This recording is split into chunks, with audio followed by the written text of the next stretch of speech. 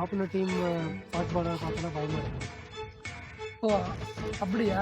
இல்லை நான் தெரியாமல் தான் கேட்குறேன். அவங்க ஃபாஸ்ட் பவுலர்ஸ்னா நீ என்ன பாப்பா பவுலரா? நீ சொல்கிறதெல்லாம் கரெக்டு தான். உன்னை நம்பி 10 பேர் உனக்கு கேப்டனாக போட்டுருக்காங்க. நம்ம டீமுக்கோசரம் உன்னோட குறிக்கோள் இருக்குதா? என்னோட குறிக்கோள் என்னன்னா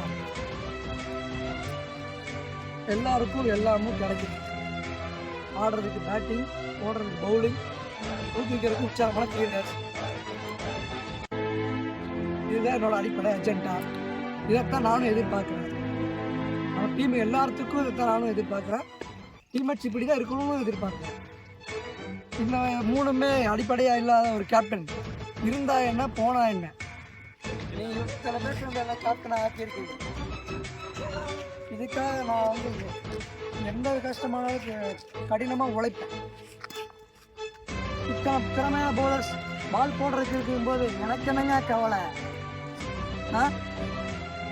அத்தனை பேர் நல்லா பேட்டிங் ஆடும்போது நான் யாருக்குங்க பயப்படணும்? எனக்கு தேவை நான் உங்களை வந்து வழிநடத்தி செல்வது மட்டுமே தான் என்னோட வேலை.